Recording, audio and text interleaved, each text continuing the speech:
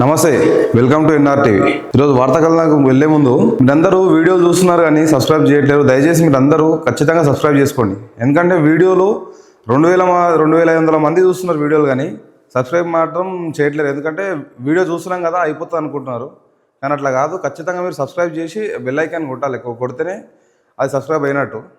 చాలా మందికి అది గుర్తుండట్లే అనమాట. కాబట్టి మీరు అందరూ దయచేసి తెలిసిన వాళ్ళు తెలియని వాళ్ళు కూడా కంపల్సరీ సబ్స్క్రైబ్ అనే బటన్ ఖచ్చితంగా క్లిక్ చేయండి. అక్కడ బెల్ ఐకాన్ కూడా ఉంటుంది, క్లిక్ చేయండి. Thank you. అండ్ ఈరోజు వార్తా కథనాలు చూసుకున్నట్లయితే కేసీఆర్ ఓట్లు అడగలేదేం, జూబ్లీ హిల్స్ ఓటర్లకు ఎందుకు విజ్ఞప్తి చేయలేదు. దీన్ని బట్టి కేటీఆర్ హరీష్ పై ఆయన ఆలోచన అర్థం చేసుకోవచ్చు. ధృతరాష్ట్రుడిలా దుర్మార్గాన్ని భరిస్తున్నాడు. పార్టీ కూలుతుంటే కుమిలిపోతున్నారు. బీఆర్ఎస్ వ్యాలిడిటీ అయిపోయింది. ఈసారి ఎన్నికలు 2029 జూన్లో 2034 వరకు కాంగ్రెస్ అధికారం. రానున్న 10 ఏళ్లలో 100 ఏళ్ల అభివృద్ధి చేసి చూపిస్తామని మన గౌరవనీయులు రేవంత్ రెడ్డి గారు అంటున్నారు. రానున్న 10 ఏళ్లలో 100 ఏళ్ల అభివృద్ధి చూపిస్తాడంట. రానున్న 10 ఏళ్లలో 100 ఏళ్ల అభివృద్ధి చూపిస్తామంటే అంటే సంవత్సరంకి చూపించాలి, సంవత్సరంకు 10 ఏళ్ల అభివృద్ధి చూపించాలి, ఒక సంవత్సరంకి 10 ఏళ్ల అభివృద్ధి చూపించాలి. మరి ఇప్పుడు 2 సంవత్సరాలు అవుతున్నది మీరు గవర్నమెంట్ లోకి వచ్చి, మరి 20 ఏళ్ల అభివృద్ధి జరగలేదే. మీరు మాట్లాడిన మాటకు 10 ఏళ్లలో 100 ఏళ్ల అభివృద్ధి చూపిస్తామంటున్నారు, కానీ మరి ఇప్పుడు 2 ఏళ్ళు అవుతుంది గవర్నమెంట్ లోకి వచ్చి. మరి అభివృద్ధి ఎక్కడ పోయింది? ఇప్పుడు 2 సంవత్సరాలు అవుతుంది కదా మీరు వచ్చి. ఒక్కొక్క సంవత్సరం 10 ఏళ్ళు లెక్క పెడితే 20 ఏళ్ల అభివృద్ధి జరగాలి. మరి 20 ఏళ్ళు వెనుక పోయినందుకు ఎందుకు అనిపిస్తుంది తెలంగాణ ప్రజలకు? తెలంగాణ ప్రజలు అందరూ మాట్లాడుతుంది మాటలేంది, వాళ్ళు గోసవాడుతున్న మాటలేంది. ఇప్పుడు 20 ఏళ్ళ వెనుక కోదింది తెలంగాణ అని చెప్పి మాట్లాడుతున్నారు. ఇప్పుడు మీరే చెప్తున్నారు 10 ఏళ్ళ అభివృద్ధి చూపిస్తా, 10 ఏళ్ళ నుంచి 10 ఏళ్ళు ఇంటూ 10 అంటే 100 ఏళ్ళ అభివృద్ధి చూపిస్తామని చెప్పి. మరి ఏం జరుగుతుంది? తెలంగాణ 2 ఏళ్ళ 20 ఏళ్ళ అభివృద్ధి జరగాలి కదా. కేసీఆర్ పెట్టిన ఏ పథకాన్ని ఆపలే. గుజరాత్ కు గులాంగా కిషన్ రెడ్డి కేసీఆర్ పెట్టిన ఏ పథకాన్ని ఆపలేదంట సార్. ఎందుకు ఆపలే సార్? ఎందుకు ఆపలే? మొన్నటి దాకా ఆడోళ్ళు తిట్టింది ఏంది? బతుకమ్మ చీరలే కేసీఆర్ కిట్టేది ఒక్కటి కాదు, అన్ని ప్రతి ఒక్కటి. రైతు బంధే సగం వేసారు మీరు. రైతు బంధే సగం వేస్తారు. రైతు బీమా కూడా ప్రజలు చాలా వరకు నేను అన్ని తెలుసుకున్నాను. రైతు బీమా కూడా అప్లికేషన్ చేసిన 1 వీక్ 10 డేస్ లోపు ఖచ్చితంగా క్రియేట్ అయిపోతున్న అకౌంట్లకి. కానీ ఇప్పుడు అదే రైతు బీమాకు 1 మంత్ పడుతున్నది. నేనే స్వయంగా ఒక ఫైల్ తీసుకుపోయేసి నేను అగ్రికల్చర్ ఆఫీసర్ గారికి ఇచ్చాను. నేను ఆ ఫైల్ 1 మంత్ పట్టిన టైం 10 సార్లు వెళ్ళినాం ఆఫీస్. ఏమైంది ఎక్కడ పెండింగ్ ఉందని చెప్పి. బీమా వాళ్ళ దగ్గరనే పెండింగ్ ఉంది, ఎల్ఐసి వాళ్ళ దగ్గరనే పెండింగ్ ఉందని మాట్లాడారు. మీరు కరెక్ట్ ఫాలోఅప్ చేస్తున్నారా? ఇన్సూరెన్స్ కంపెనీలను కరెక్ట్ ఫాలోఅప్ చేస్తున్నారా? చేస్తే లేట్ ఎందుకు అవుతుంది?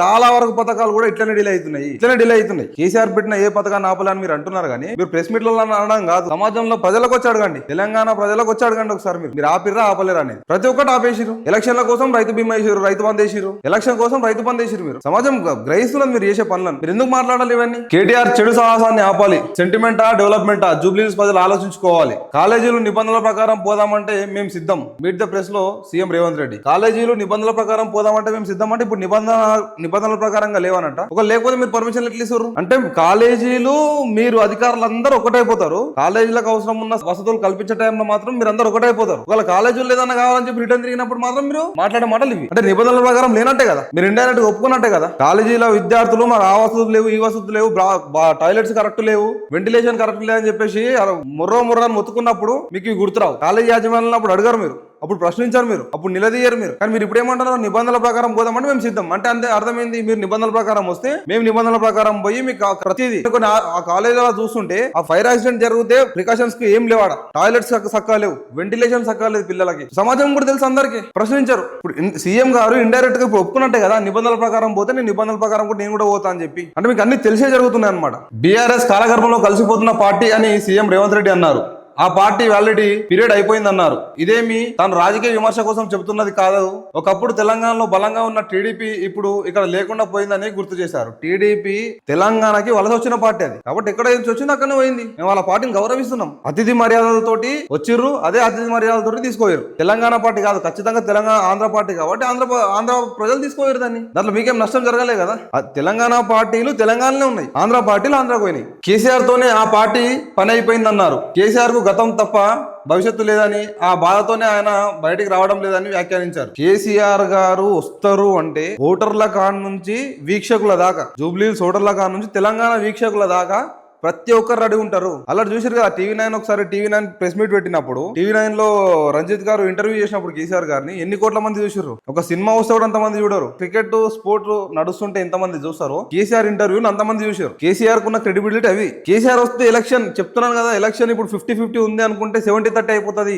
కేసీఆర్ గారు ప్రచారంలోకి వస్తాయి. ఇక్కడ ప్రజలు చెప్తున్న మాట అది, జూబ్లీ హిల్స్ ఓటర్లే చెప్తున్న మాట అది. ఆ బాధతో ఆయన బయటికి రావడం లేదంట. ఆయనకి బాధ ఏం లేదు, ఆల్రెడీ పార్టీ రథసారథులను పెట్టారు కాబట్టి వాళ్ళు చూసుకుంటారని చెప్పేసి వాళ్ళ మీద వదిలేసిండు. పార్టీ కార్యనిర్వాహక అధ్యక్షుడు ఒకరు ఉన్నారు కాబట్టి కేటీఆర్ మీద వదిలేసారు. అది కనిపిస్తూనే ఉన్నది కదా చూస్తుంటే. కేసీఆర్ తోనే ఆ పార్టీ పని అయిపోయింది.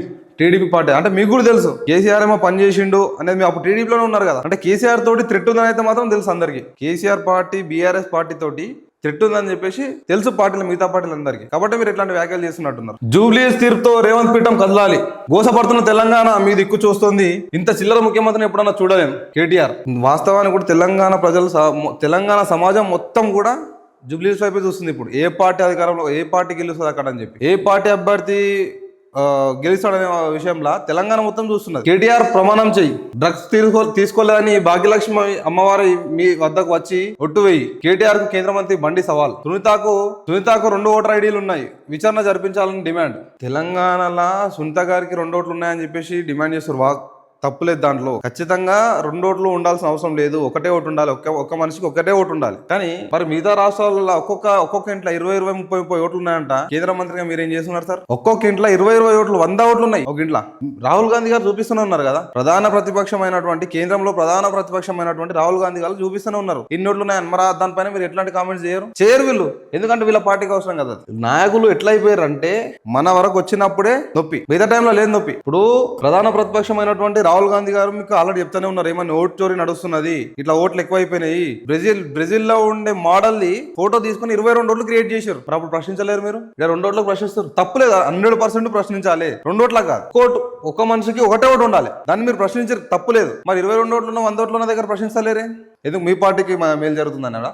నాయకుడు అనేవాడు ప్రతి దానిపైన ప్రశ్నించాలి కదా. మరి ఏం చేస్తారు మీరు? అక్కడ చేయరు. ఓటర్లకు 100 కోట్లు జూబ్లీస్ ఉప ఎన్నికల పార్టీల పంపిణీ వ్యయం. ప్రతి పార్టీ అభ్యర్థి నుంచి జూబ్లీస్ లా 100 కోట్ల ట్రాన్సాక్షన్ జరుగుతుంది. ఇది ముమ్మాటికి వాస్తవం కూడా. జూబ్లీస్ లా ఒక్కొక్క అభ్యర్థి, ప్రధాన ప్రతిపక్షమైనటువంటి బీఆర్ఎస్, అధికారంలో ఉన్న కాంగ్రెస్, చాలా వరకు దగ్గర 2 లక్షల ఓట్లకు వస్తున్నారంట పైసలు. ఒక్కొక్క అభ్యర్థి 2 లక్షల ఓటర్లకు. వాళ్ళ టార్గెట్ 2 లక్షల మంది అంటే కమ్సే కమ్ 2,50,000 1,50,000 ఓట్లు వస్తాయనే ఒక ఆలోచనతో 2 లక్షల ఓట్లకు వస్తున్నారంట పైసలు. కొన్ని చోట్ల పైసలు రాలేవని చెప్పేసి అభ్యర్థులు ఏవైతే ఉన్నారో వాళ్ళ దగ్గర పోతున్నారంట నాయకుల దగ్గరికి. నాయకులు అయితే ఏదైతే అమౌంట్ ఇచ్చిర్రో కింది స్థాయి నాయకులు తీసేసుకొని సగం పైసలే వస్తారని చెప్పేసి వాదనలు కూడా ఉన్నాయి. అక్కడ ఉన్నాయి చాలా. ఖర్చుకు వెనకాడని ప్రధాన పార్టీల అభ్యర్థులు. పార్టీ బలహీనంగా ఉన్న చోట్ల రెట్టింపు తాయి ఇస్తారు. ఓట్ల కోసం ఎన్ని పైసలని ఇస్తారు, ఇవే పైసలు డెవలప్మెంట్ కోసం ఖర్చు పెట్టుంటే అయిపోతుండే. ఈ పార్టీ 100 కోట్లు, ఆ పార్టీ 2 పార్టీల మధ్యనే పోటీ అనుకుంటే 100 కోట్లు అంటే 200 కోట్లు. 200 కోట్లు ఒకవేళ జూబ్లీహిల్స్ పైన డెవలప్మెంట్ కోసం పెడితే ఎక్కడో ఉంటుండే జూబ్లీహిల్స్. అలా స్లమ్ ఏరియా అనేది ఉండకుండే. వర్షాలు వస్తే గోస వడకుర్రి. ఈ ఖర్చు అనేది ఒకవేళ నియోజకవర్గం పైన పెట్టి ఉంటే అద్దాల మేడ అవుతుండే జూబ్లీహిల్స్ నియోజకవర్గం మొత్తం. పెట్టరు. ఎలక్షన్ కోసం పెట్టిన ఖర్చు నాయకులు డెవలప్మెంట్ కోసం పెట్టారు. 2 లక్షల మంది ఓటర్లకు లక్ష్యంగా నగదు పంపిణీ. ఇంట్లోని మహిళల చేతికే డబ్బు ఇచ్చేలా ఏర్పాటు. ఇంట్లోని మహిళలకే ఇస్తారు మరి, ఎందుకంటే మహిళలు పట్టు ఓటేపిస్తారు కదా. ఇట్లా వాళ్ళ పార్టీ వ్యూహాలు ఎట్లున్నాయంటే ఎవరిని ఎట్లా పట్టుకొని ఎట్లా వేయించుకోవాలి. తమకు డబ్బు రాలేదంటూ కొందరి నిరీక్షణ. డబ్బు పంపిణీ చేస్తున్న నేతల వద్దకు వెళ్లి ఆరా. కొన్ని చోట్ల అభ్యర్థి ఇచ్చిన డబ్బులో కోత విధింపు. స్థానిక నాయకుల పనేనన్న అనుమానాలు. 1,00,000 పట్టు చీరలు తెప్పించిన ఓ పార్టీ ఇప్పటి వరకు 50,000 చీరల పంపిణీ. 1,00,000 పట్టు చీరలు తెప్పించిన ఓ పార్టీ ఇప్పటి వరకు 50,000 పంపిణీ. ఏ పార్టీ తెప్పించిన అంటారు? 1,00,000 పట్టు చీరలు తెప్పించినంట. ఏ పార్టీ తెప్పించిండో ఎవరికి దగ్గరగా ఉంటది మాట? ఒకసారి ఆలోచన చేయండి. ఓట్ల చోరాన్ని అడ్డుకుంటే బీహార్ లో గెలుపు మాదే. దేశాన్ని విభజించడానికి ప్రయత్నిస్తున్న బీజేపీ, ఆర్ఎస్ఎస్. రాహుల్ గాంధీ అంటున్నారు ఈ మాట. మోదీ, అమిత్ షా ఎక్కడ వెళ్ళినా ఓట్ల చోరీపై దొరికిపోతారని వ్యాఖ్య. తత్పురా టైగర్ రిజర్వ్ లో రాహుల్ సఫారీ. రాబోయే 10 రోజుల్లో గజగజే. రాష్ట్రంలో మరింత పెరగనున్న చలి తీవ్రత. 11 నుంచి 19 తేదీల్లో పలు జిల్లాల్లో ఉష్ణోగ్రతలు 10 డిగ్రీల లోపే నమోదయ్యే అవకాశం. రాష్ట్ర ప్రణాళిక అభివృద్ధి సంఘం హెచ్చరిక. వాయు కాలుష్యంతో ఢిల్లీ ఉక్కిరిబిక్కిరి. గ్యాస్ చాంబర్ గా దేశ రాజధాని. దారుణంగా పాడైపోయిన గాలి నాణ్యత. ఒక్క రోజు పీలిస్తే 20 సిగరెట్లతో సమానం. ఢిల్లీలో కాలుష్యం. ఒక్క రోజు గాలి వీరుస్తే 20 సిగరెట్లు తాగినంత డేంజర్ అంట. ఢిల్లీలో కాలుష్యంపై నేడు సుప్రీం విచారణ. అధికారం శాశ్వతం అనుకున్న వారిని ప్రజలు ఇంట్లో కూర్చోబెట్టారు. నేను ఎన్నో సమస్యలను కేసీఆర్ దృష్టికి తీసుకెళ్లిన ఫలితం లేదు. 20 ఏళ్లు బీఆర్ఎస్ లోనే పనిచేసిన నన్ను అవమానకరంగా బయటికి పంపారు. కేసీఆర్ తండ్రిగా పిలిస్తే వెళ్తా, రాజకీయంగా వెళ్లే పరిస్థితి లేదు. నేను అవమానాన్ని తట్టుకోలేను. పాలిటిక్స్ పక్కాగా చేస్తా. ఆడబిడ్డలు రాజకీయం చేస్తే ఎట్లుంటదో చూపిస్తా. హరీష్ బినామీ కంపెనీకి వరంగల్ సూపర్ స్పెషాలిటీ ఆసుపత్రి పనులు 1,100 కోట్ల నుంచి 1,700 కోట్లకు అంచనా వ్యయం పెంచుకున్నారు. మిడ్ ద ప్రెస్ లో తెలంగాణ జాగృతి అధ్యక్షురాలు కవిత గారు మాటలు. దేశాన్ని మత ప్రాతిపదికన విభజించడమే కాంగ్రెస్ అంటే ముస్లింలు, ముస్లింలు అంటే కాంగ్రెస్ అంటారా? రేవంత్ వ్యాఖ్యలపై రాజ్నాథ్ మండిపడ్డారు. ఇది కాంగ్రెస్ సంస్కృతి అంటూ బీహార్ ఎన్నికల ప్రచారంలో ఆగ్రహం. ఇక్కడ బీజేపీ నాయకులు కూడా చాలా మంది హిందువుల ఓట్లు మాత్రమే మాకు కావాలని కూడా మాట్లాడుతున్నారు సార్. అది కూడా ఒకసారి దృష్టిలో పెట్టుకొని దానిపైన కూడా మీరు ఒకసారి స్పందిస్తే బాగుంటది. తెలంగాణలో కొంతమంది, అందరని కాదు, కొంతమంది నాయకులు బీజేపీ అంటే హిందువులు, హిందువులు అంటే బీజేపీ అనే వరంగా మాట్లాడుతున్నారు. ఈ సమాజంకు మంచిది కాదు. రాజకీయ పార్టీ అనేది ప్రజల శ్రేయస్సు కోరే పార్టీ లాగా ఉండాలి కానీ మతాల పరంగా విభజించే పార్టీ లాగా ఉండకూడదు. సార్ ఆలోచన చేయండి మీరు కూడా.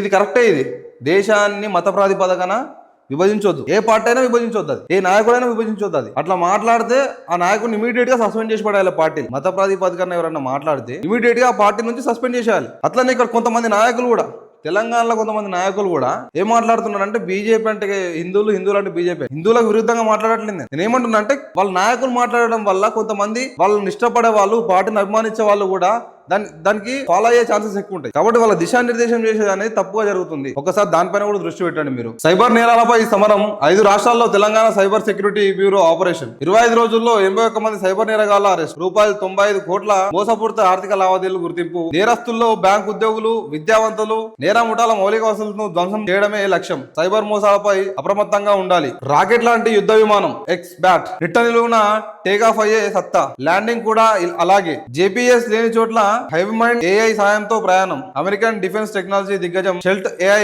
అద్భుత ఆవిష్కరణ.